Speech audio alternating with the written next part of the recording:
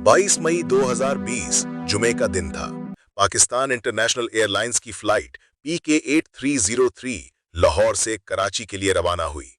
जहाज में 91 मुसाफिर और अमले के 8 अरकान सवार थे। किसी को अंदाजा नहीं था कि ये सफर चंद ही लम्हों बाद पाकिस्तान की फिजाई तारीख के अलमनाक तरीन हादसात में से एक बन जाएगा।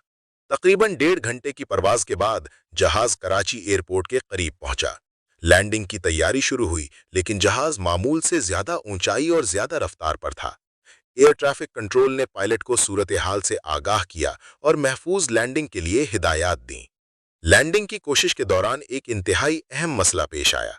जहाज के लैंडिंग गियर मुकम्मल तौर पर नीचे नहीं थे। इसके बावजूद जहाज रनवे को छू गया और दोनों इंजन रनवे से रगड़ खा गए। इस रगड़ ने इंजनों को शदीद नुकसान पहुंचाया। इसके बाद पायलट ने दोबारा परवाज करने यानी गो अराउंड का फैसला किया। इब्तदा में ऐसा लगा कि शायद जहाज महफूज तरीके से दोबारा लैंडिंग कर लेगा, लेकिन चंद ही लम्हों बाद दोनों इंजन एक एक करके ताकत खोने लगे। कॉकपिट में सूरत हाल तेजी से संगीन होती जा रही थी। पायलट्स ने इमरजेंसी का ऐलान किया और हर मुमकिन कोशिश की कि जहाज दोबारा एयरपोर्ट तक पहुंच जाए, मगर अब वक्त बहुत कम रह गया था। चंद लम्हों बाद जहाज कराची की मॉडल कॉलोनी के रिहायशी इलाके में गिरकर तबाह हो गया। इस हादसे में जहाज में सवार 99 अफराद में से 97 जान की बाजी हार गए, जबकि सिर्फ 2 मुसाफिर जिंदा बच सके। जमीन पर भी जानी नुकसान हुआ और कई मकानात मुतासिर हुए।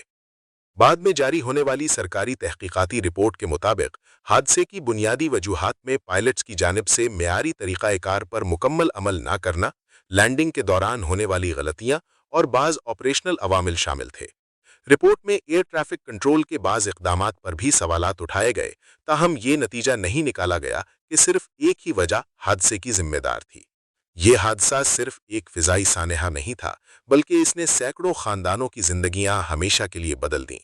आज भी PK-8303 का नाम पाकिस्तान की फ़िज़ाई तारीख़ के एक दर्दनाक बाब के तौर पर याद किया जाता है।